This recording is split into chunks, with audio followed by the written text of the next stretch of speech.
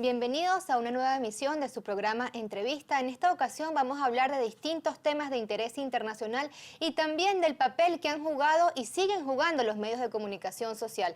Para eso tenemos con nosotros al periodista belga Michel Colón. Muchísimas gracias por estar con nosotros. Un placer. Estamos en medio de un escenario internacional complicado en distintos puntos del planeta, en Libia, en Siria, en Ucrania, en Venezuela, pero también se cumplen 15 años de la invasión por parte de la OTAN y Estados Unidos a Yugoslavia, de la desintegración de ese país.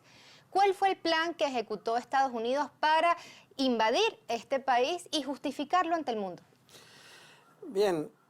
El objetivo fue destruir Yugoslavia como un país con una legación histórica del socialismo, con un sistema con una gran realidad social para los trabajadores, también un país independiente, un líder del movimiento de los países no alineados, también un aliado o aliado potencial de Rusia para tener el contacto con el mar Mediterráneo. Entonces fue un programa a destruir la Yugoslavia, o colonizar o destruir si no aceptaba la colonización. Y eso naturalmente fue realizada a través de pretextos, de mentiras mediáticas sobre un genocidio, una invasión, etcétera, cuando en realidad el Occidente, Alemania en primer lugar y después Estados Unidos, han organizado grupos terroristas y de extrema derecha en Bosnia en primer lugar y en Croacia, apoyando al hipernacionalismo, al secesionismo y al odio en realidad, provocando una guerra muy, muy dura y con muchos sufrimientos para la gente.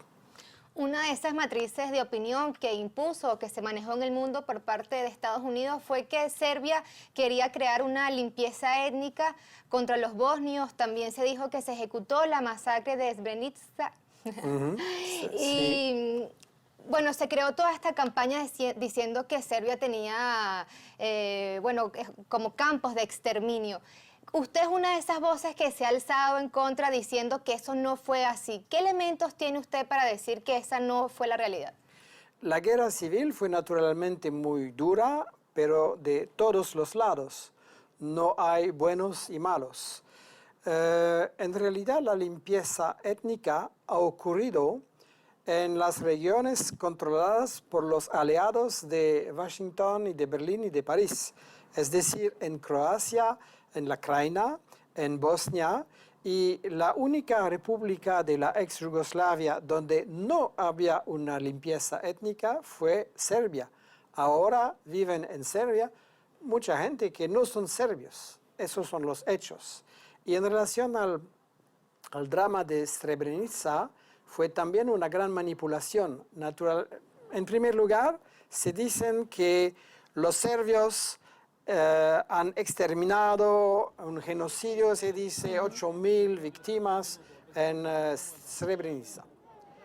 En primer lugar, los hechos no han empezado con ese punto en 95, pero más anteriormente, cuando milicias nacionalistas y terroristas no son musulmanes, pero se pretenden musulmán, del poder y de los aliados del occidente, dirigidos por un terrorista que se llama Nasser Oric, han exterminado todos los serbios, los campesinos en la región de Srebrenica. Eso es un hecho y los medios nunca hablan de eso. Y naturalmente, cuando la situación militar fue que el ejército serbio ha recuperado el control de Srebrenica, naturalmente fue un combate muy importante con muchas víctimas y los musulmanes han perdido. Pero eso fue una batalla. Y yo pienso, según los expertos, que el nombre de las víctimas no es tan grande, que no se trata únicamente no es un genocidio, si los serbios han organizado que todas las mujeres, los niños y los no combatientes se pueden escapar tranquilamente, no es un genocidio, ¿no? pero naturalmente ha ocurrido también un crimen con prisioneros que fueron ejecutados, y eso lo ocurrió, pero en una proporción muy, muy más reducida que la oficial. Yo pienso que lo que necesita es una investigación imparcial e internacional sobre los hechos de todos los campos, porque yo pienso que la verdad es necesaria para que la gente pueda vivir conjuntos también en el futuro, o la nueva generación. Realmente una investigación imparcial me parece muy importante, pero los medios es una copia de la versión del Occidente y de los extremistas.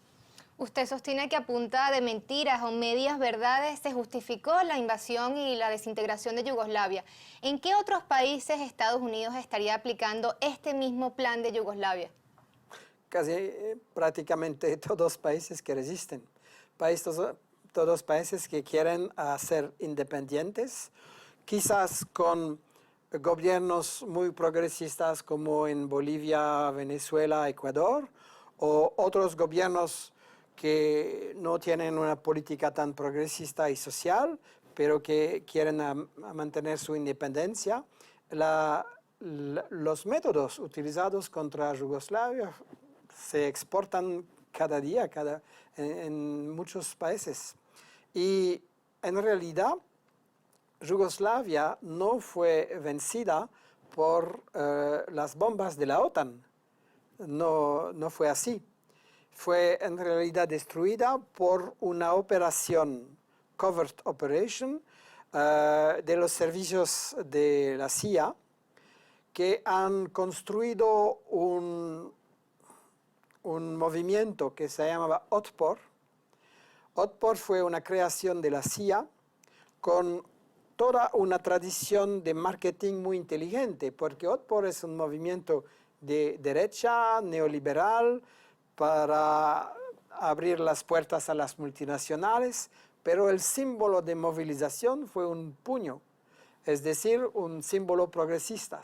Y todo es una industria del marketing para tener una presentación progresista y democrática de movimientos que en realidad son agentes de la CIA. Naturalmente, en algunos países hay problemas, claro, pero esos problemas son manipulados por conducir a la gente a una política que en realidad es contra sus intereses y para destabilizar y destruir países que quieren resistir al Occidente.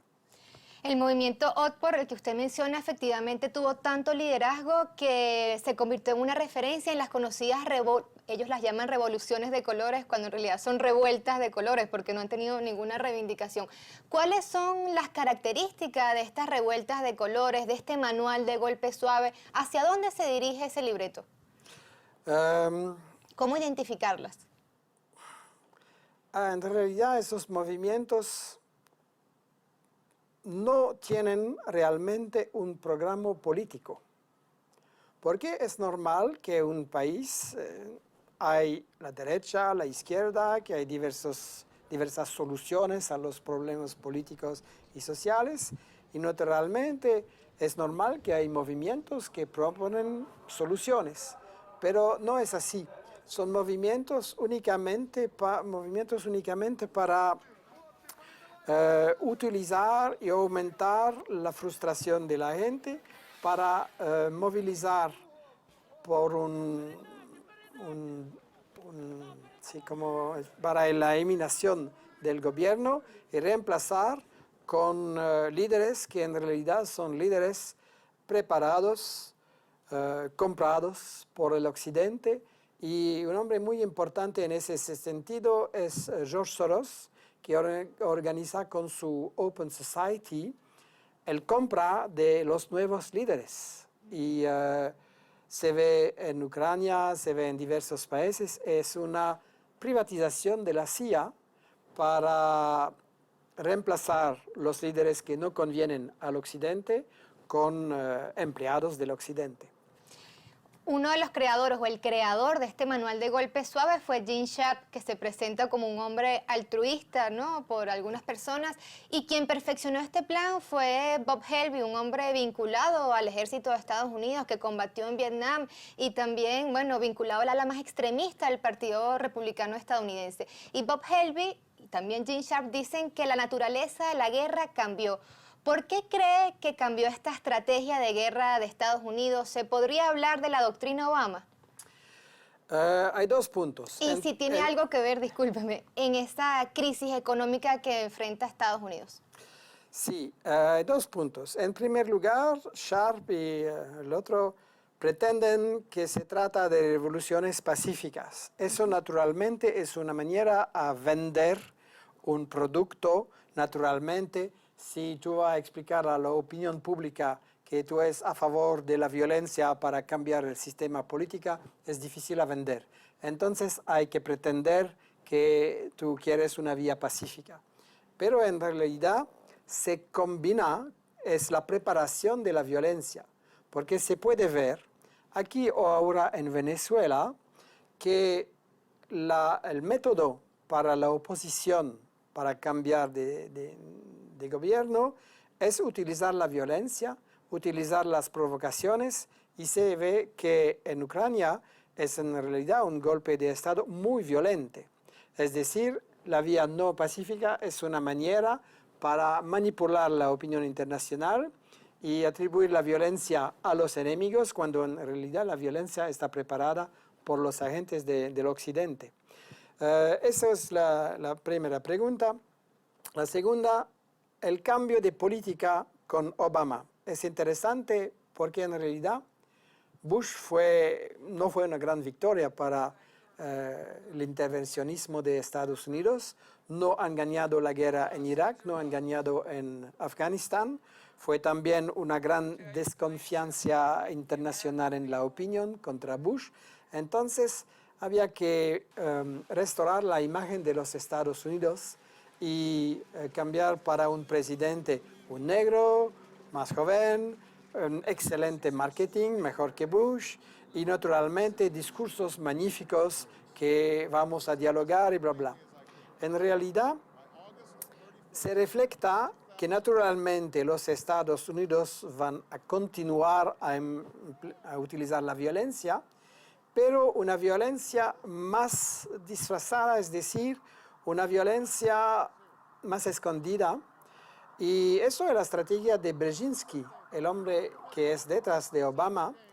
Brzezinski explicó en su libro, no conozco el título en español, pero en inglés es The Grand Chessboard, en los años 95 o 6, explicó que para mantener la dominación mundial de Estados Unidos y para mantener su posición de única superpotencia, hay que dividir a los rivales, dividir Rusia, China, Europa, India, etc.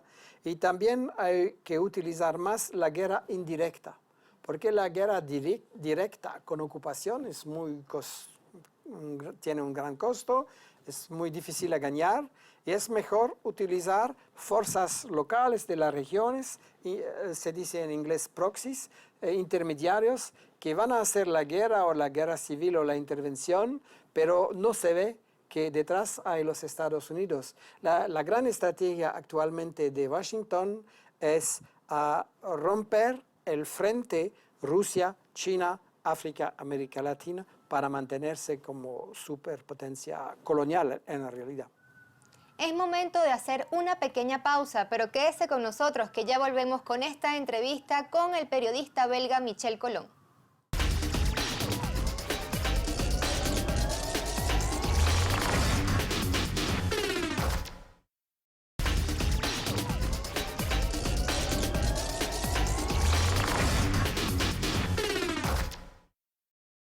Seguimos con más de esta entrevista con el periodista belga Michel Colón.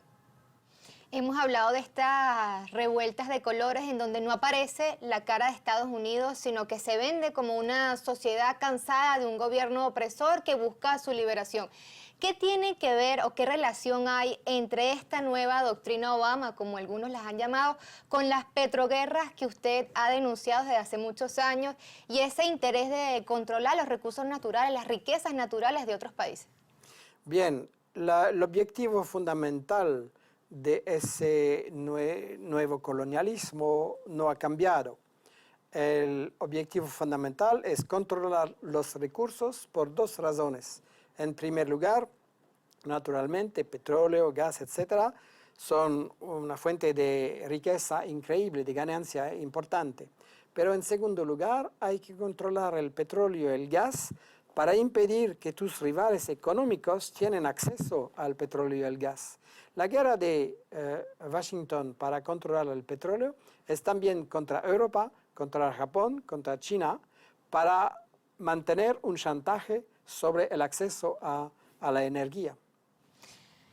Hablamos un poquito de la situación en Ucrania, nos asomamos apenas, ¿no? El periodista francés Thierry Missan decía que el peligro de lo que pasaba en Ucrania es que se vendió como una reedición de la Revolución Naranja, pero después pasó a manos de los nazis. Yo quería saber si hay algún peligro. Bueno, primero, también quedó en evidencia en Ucrania que hay dos posturas, uno a favor de la Unión Europea y otros que reivindicaban su relación con Rusia. ¿Qué análisis hace usted de esa situación? ¿Cuál es el peligro que hay en Ucrania ahorita? Y el peligro también de las sanciones que pretende imponer Estados Unidos contra Rusia por la decisión del pueblo de Crimea de volver a este país, a Rusia. Yo escribo desde 2000 que la guerra contra Yugoslavia fue el anuncio de que va a ocurrir una guerra no declarada contra Rusia, porque Yugoslavia fue un aliado de Rusia. Y Brzezinski igualmente lo explica que Estados Unidos necesitan destruir Rusia. Eso ocurrió en la primera fase con Yeltsin, naturalmente, y después había una resistencia con Putin y con la nueva dirección de Rusia que no quiere hacer un empleado y un esclavo de Washington. Y después la estrategia, naturalmente, no es atacar a Rusia directamente, pero debilitar a Rusia, encerclar, y había la Europa del Este, Georgia, Ucrania. Eso es una fase. Y Ucrania, naturalmente, es muy importante como partenario industrial en agricultura, porque se trata de oleoductos, gasoductos, etc. Y es realmente una nueva fase de la guerra contra Rusia. En mi sentido, se necesita que un país como Ucrania puede ser independiente, neutral, una fuerza de paz, que puede tener relaciones con Europa, con Rusia, con todos, y definir su propia política. Pero el Occidente ve Ucrania como una nueva colonia a recuperar, una fuente de riqueza y una manera a encerclar Rusia, como lo dijo. Y lo terrible es que para realizar este programa se utilizan la violencia de grupos nazis.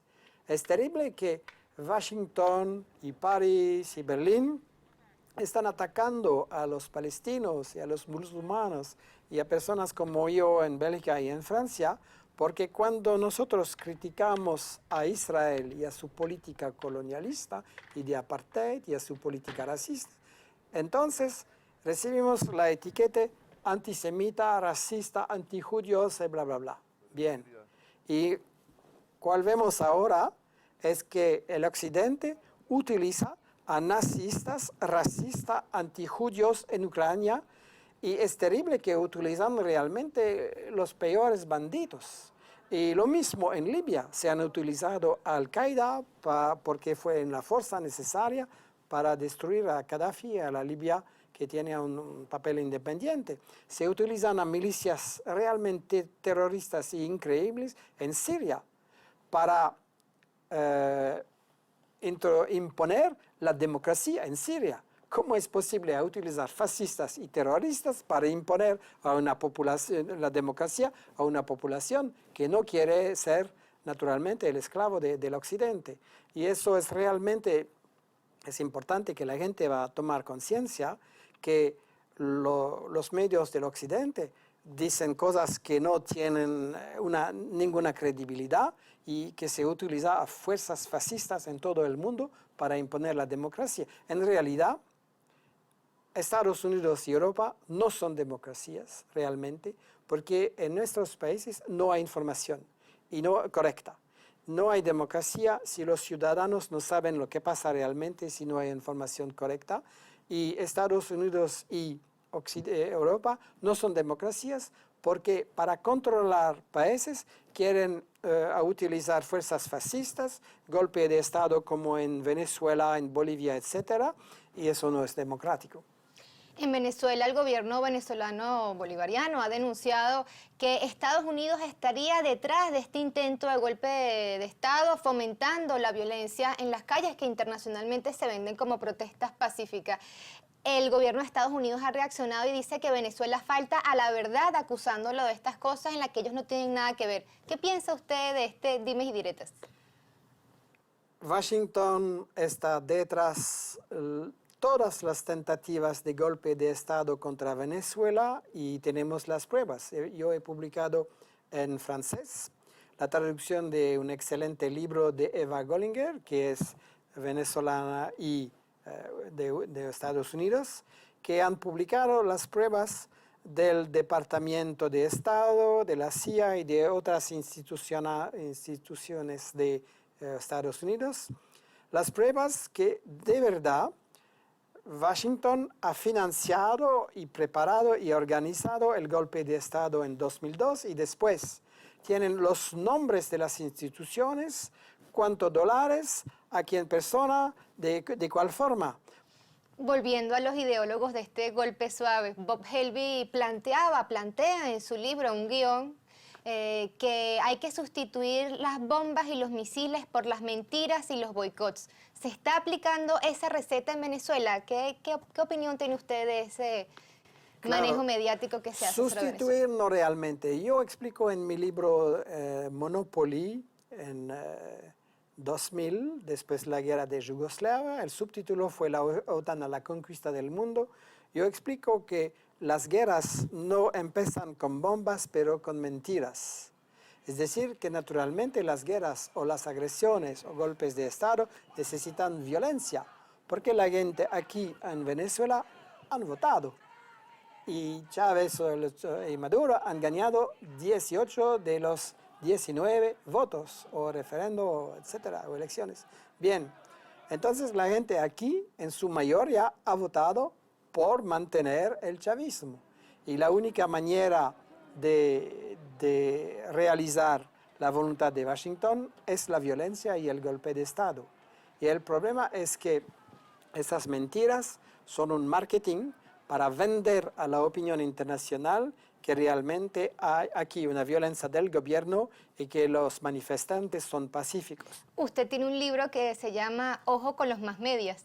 Y ahí usted le alerta a los pueblos que no hay que estar atentos a lo que dicen los medios de comunicación, sino a lo que ocultan. ¿Qué se oculta sobre Venezuela internacionalmente? Se oculta que en realidad Venezuela es la esperanza para su pueblo y para los pueblos de América Latina y también África, Medio Oriente y Europa también. Se oculta que en ese país la pobreza fue reducida de manera fantástica. Es el más avance en la eliminación de la pobreza en América Latina. Ahora la pobreza fue reducida de mitad en algunos años, es fenomenal. Hay 4 millones de niños que reciben alimentación gratuita a la escuela cada día. Hay 3 más veces médicos y médicos para todos que antes de Chávez, 3 más veces estudiantes universitarios. El hambre está prácticamente terminada en ese país, el analfabetismo también. Se han creado 700.000 viviendas nuevas porque había aquí un gran problema de pobreza, de no salud, de no educación, con esos gobiernos anteriores, que son los gobiernos de la oposición actual. Es decir, que se oculta que sí, Chávez y ahora Maduro es la esperanza de un pueblo, es la esperanza que en Venezuela nuestros niños van a tener una vida mejor que anteriormente con el colonialismo o el neocolonialismo. Usted vino a Venezuela la primera vez en el año 2005, conoció al presidente Hugo Chávez y ahora, bueno, vino en distintas oportunidades otra vez y ahora vuelve con un libro titulado Los 7 pecados de Chávez. ¿Cuáles fueron esos 7 pecados de Chávez?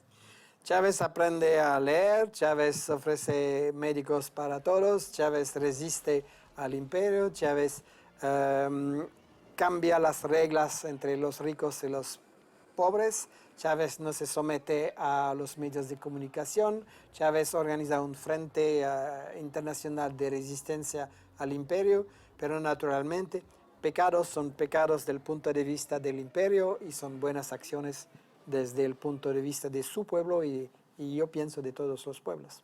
Sin embargo, el presidente Chávez fue presentado internacionalmente como un dictador, como un autoritario. Por los medios de Occidente. Por los medios de comunicación, en contrapartida como se ha presentado Obama como, bueno, como un premio Nobel de la Paz, como una persona buena. Marketing, marketing.